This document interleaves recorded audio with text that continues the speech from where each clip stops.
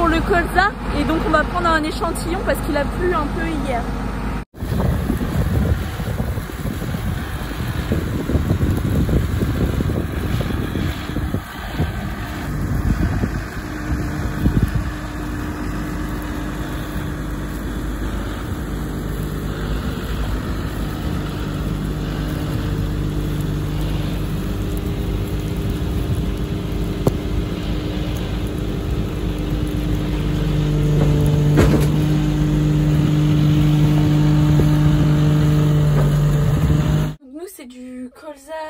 Érucique. Je vais vous montrer au sol, là c'est assez vert, alors c'est pas des mauvaises herbes, mais en fait au moment du semis, on a semé du colza, du trèfle avec le colza et du trèfle blanc nain, et donc ça c'est dans notre démarche on va dire quand même d'agriculture de conservation des sols, avec la couverture des sols au maximum, et ce qui fait que là après la moisson, en fait il va vraiment se développer. Puisqu'il va voir le jour, le colza va plus être là quoi. Et donc c'est vraiment ce qu'on cherche. Des fois on le récolte pour les animaux, des fois non, ça dépend. Là on verra s'il y a vraiment beaucoup de camelotes. Mais sinon en fait l'idée c'est de ressemer après du blé en direct dedans. Là il se met à tomber des gouttes, alors c'est moins cool. Mais sinon voilà le trèfle.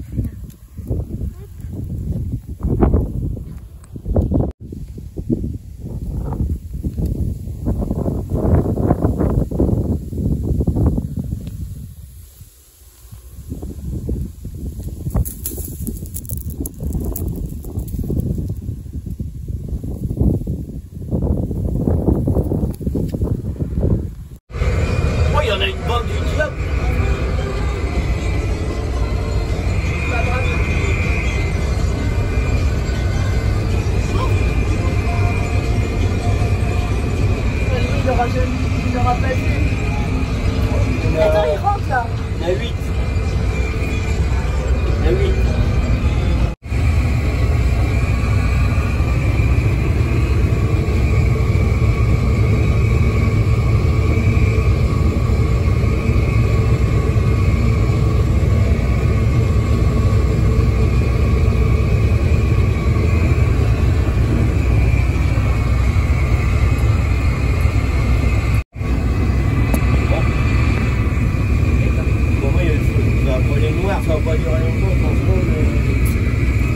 Loulou remet ses lunettes de soleil, l'américain, surnommé l'américain.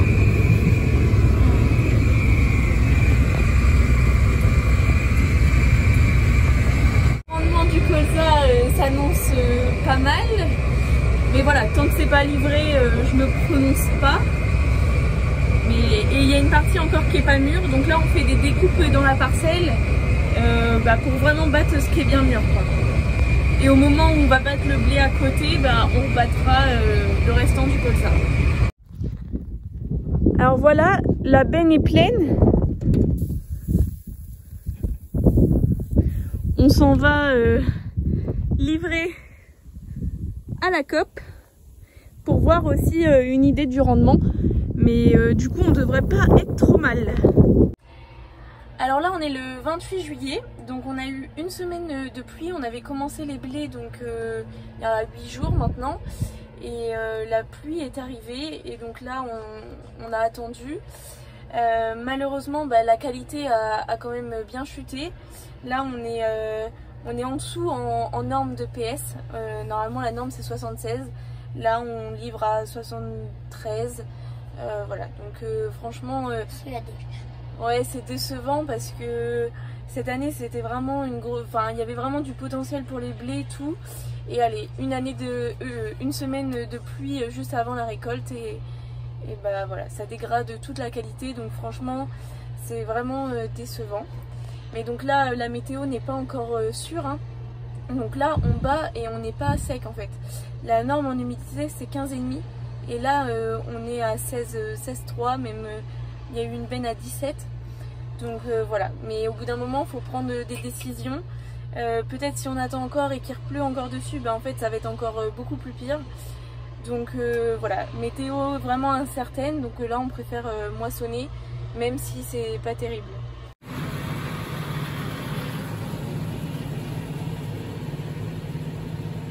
là ça presse et ça moissonne en même temps.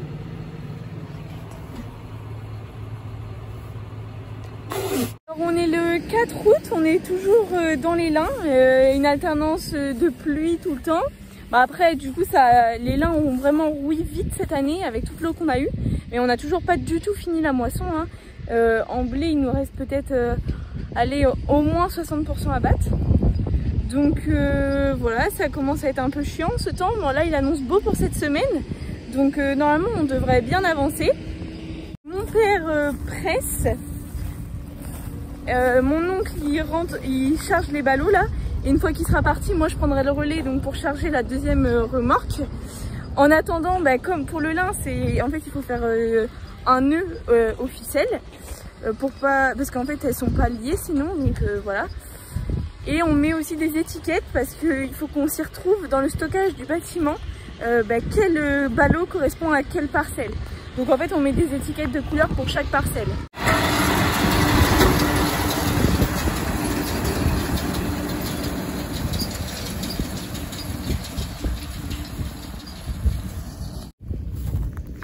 Donc là, le lin, il y a de la longueur, hein, il y a de l'épaisseur aussi. Globalement, ce qu'on a récolté, enfin, on a eu un peu de tout. On va dire de 4 tonnes 8 en rendement paille à 7 tonnes quasiment. Donc 7 tonnes pour l'année, c'est vraiment très bien. Bon, 4 tonnes 8, on va dire que ça reste dans la moyenne de l'année, puisqu'on est plutôt dans des lins qui vont de 4 tonnes à 6 tonnes. Voilà, ça c'est déjà bien pour l'année, puisqu'on était plutôt sur des lins assez courts du coup.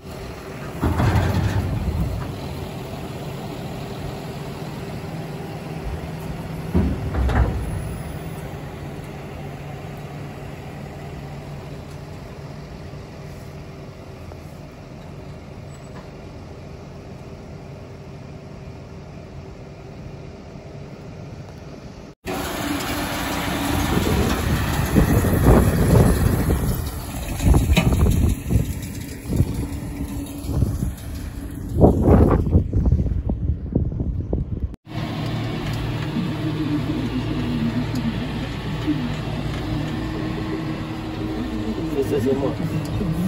Et tu là? Normalement, il y a une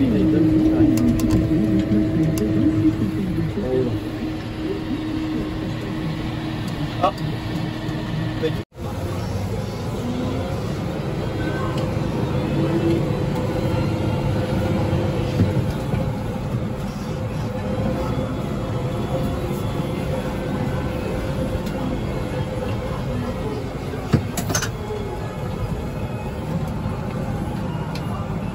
On n'a pas d'automoteur, donc ils mettent pas les ballots tout debout, ça c'est chiant.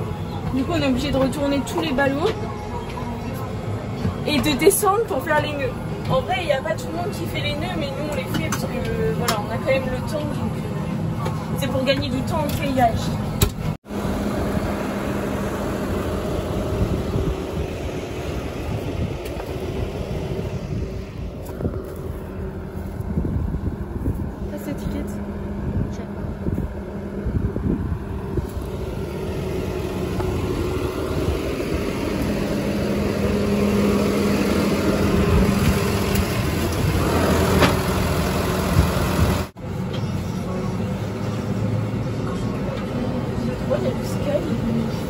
C'est Jérôme.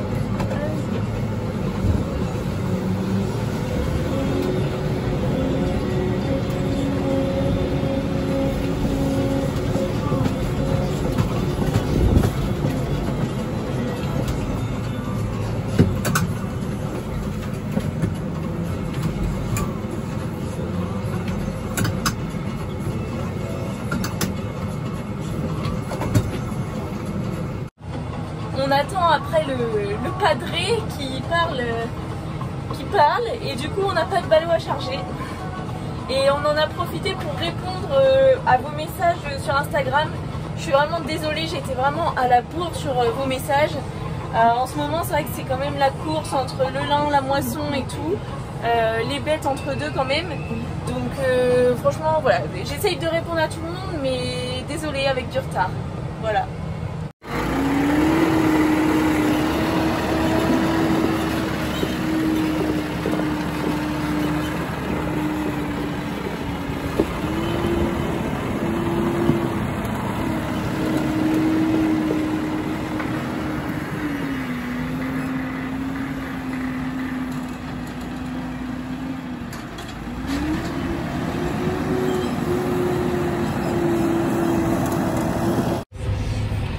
Alors on est le 7 août, là on est reparti pour la moisson des blés, hein. On a fini le lin hier.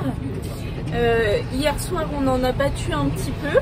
Et donc là aujourd'hui on va essayer de faire une grosse journée, même si il a tombé des gouttes ce matin, donc franchement c'est chiant. Parce que voilà, il fait pas encore super beau. Donc on va voir si c'est bon, mais voilà, normalement c'est parti pour une grosse journée de blé. Aussi journée un petit peu spéciale, puisqu'en fait on doit changer de moissonneuse normalement. Voilà, à la base on voulait reprendre une Dutz, mais il faut savoir que en fait l'usine de moissonneuse a fermé, enfin ils font plus de nouvelles machines. Et donc là ça va être soit classe ou jaune vert. Et donc là on a une batteuse de démo qui vient, une batteuse jaune vert qui vient aujourd'hui. Donc voilà, je vais vous filmer tout ça, mais ça va être sympa. Voilà, je suis obligée de suivre la moissonneuse, donc elle roule à 27. Et vous voyez, on a encore pas mal de nuages. Donc voilà, à voir si ça se lève. Et là en fait on s'en va dans des... Enfin assez loin de la ferme, c'est les parcelles on va dire les plus éloignées. Et on est à peu près à un peu plus de 15 km de la ferme. Donc on vient d'arriver au carré. On mange avant de démarrer en attendant bien que ça sèche. Un commentaire à dire? Ah ok.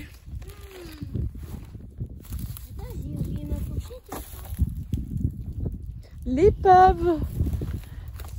Alors Louis a pris un stock du diable. Et là-dedans, c'était du blé, et on s'est battu et je l'ai repoussé. Oui. Ah ouais. C'est bon Alexis? Ouais. Et là il a le seum parce que... Ah ça y est. Mais bon, arrêtez. T'as encore une guêpe qui tourne autour de toi et que t'aimes bien les guêpes. Ouais. Tant mieux.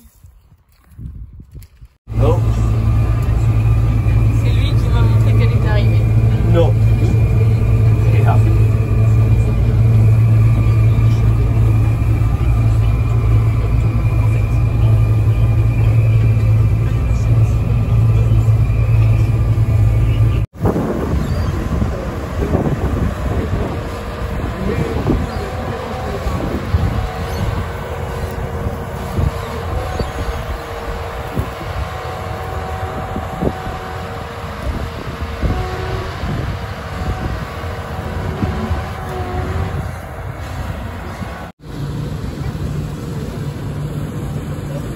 Ah bah oui.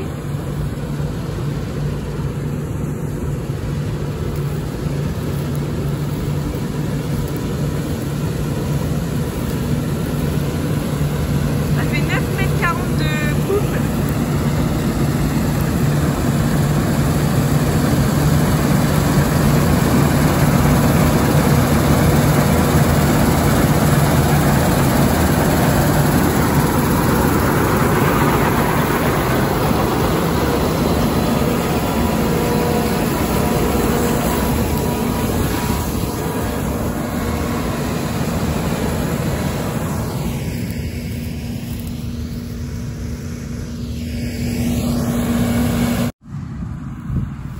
Ça fait une sacrée largeur entre les deux andins, enfin forcément 9 mètres, 9 mètres 15. Mais par rapport là à nous les premiers, ça change quand même. Et par contre pour vider c'est un peu plus chaud parce qu'il faut être... en fait il faut que le tracteur il colle à la barre de coupe quoi. Donc voilà, c'est un coup à prendre. Ça y est, c'est papa qui conduit.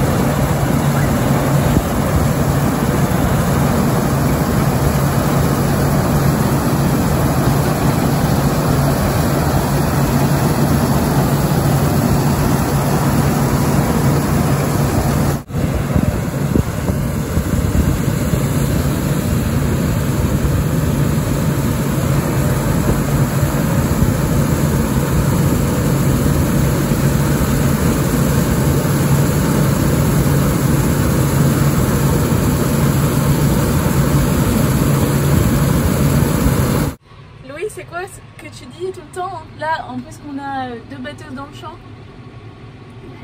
Allez, dis-le. Allez, dis-le plus fort. On t'appelle plus par ton nom, mais on dit l'américain.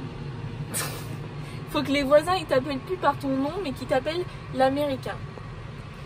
N'importe quoi. T'aimes pas grand temps, mais ça change de vie.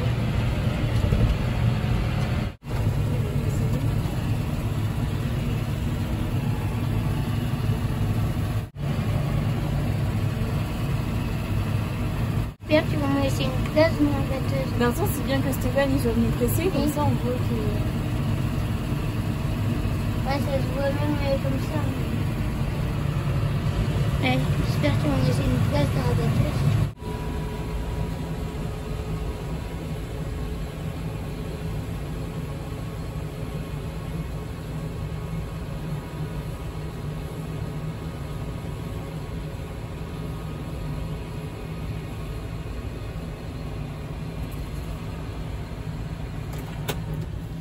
Là, ça avance vite en vrai.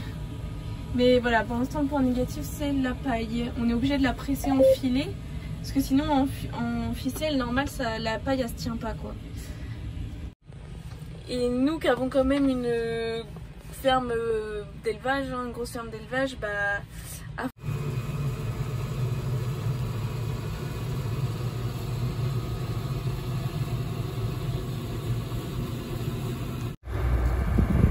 Ça y est, la démo, ils repartent direction un autre chantier. Si on achète une John Deere, ce sera pas du tout une 9,15 m parce que on n'a pas les carrés pour. Hein. On a quand même beaucoup de petits carrés, donc 9,15 m ça passe pas. C'est pas du tout pratique. Donc nous, ce serait soit 6,70 m ou 7,60 m.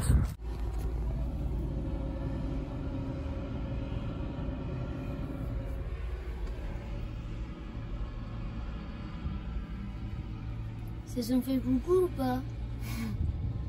Je pense.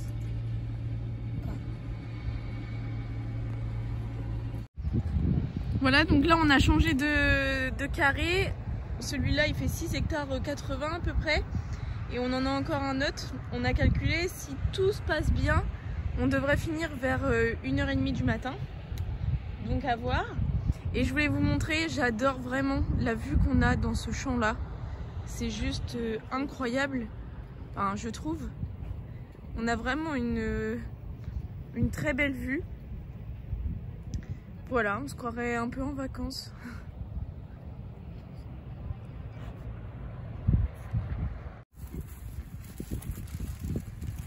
Hein? Il y a un cochon qui est bougé dans la paille. Ah!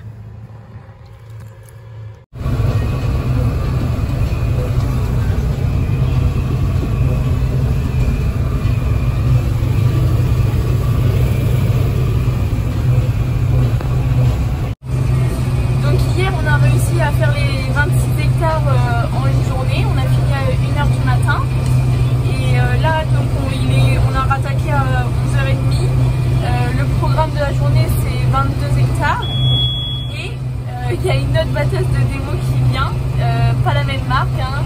Cette fois-ci c'est Classe, donc voilà, comme ça va nous permettre de vraiment pouvoir comparer et voir laquelle on veut, quoi.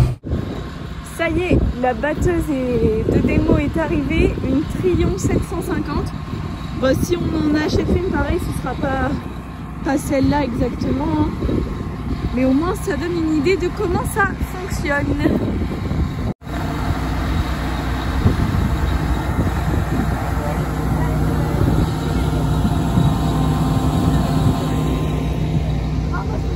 Vous êtes contents? Oui! Ouais, elle est belle. Ouais.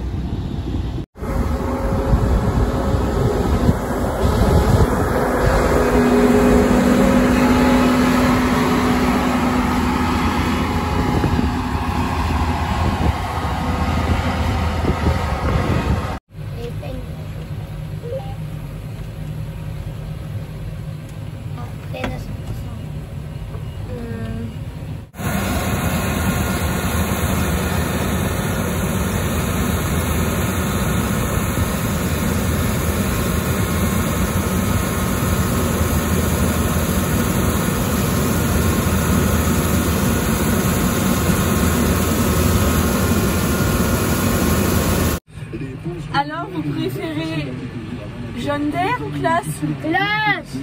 Bah, ça se voit. Moi je préfère la Classe. Je sais pas, après il faut voir à l'intérieur comment c'est aussi.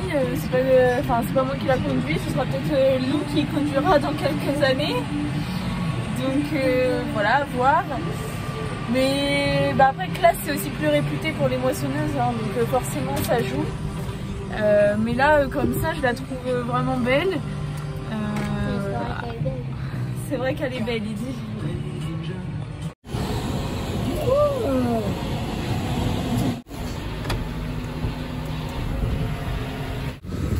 Là franchement ça avance vite à 7 km/h et c'est le petit Lou qui est aux commandes. Il va être trop content.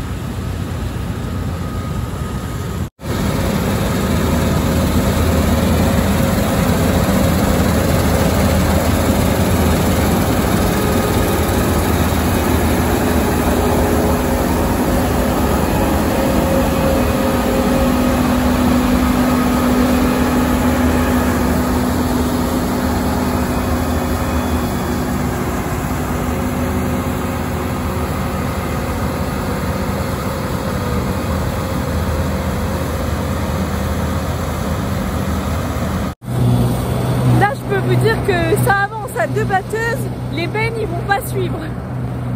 Bon, je t'explique, on est pas chez Carrefour.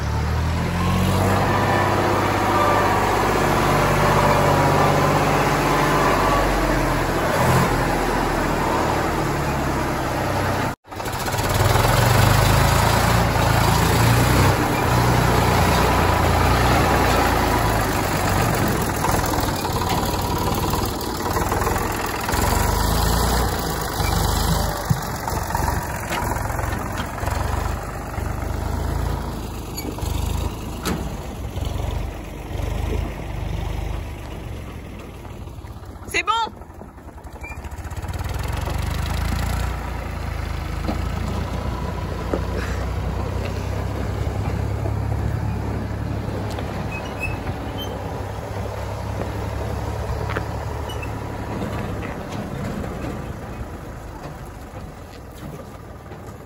C'est le gros pompon sur la courgette parce que là la batteuse Dutz hier soir elle s'est mise à déconner. Enfin il y avait un tuyau où il fuyait.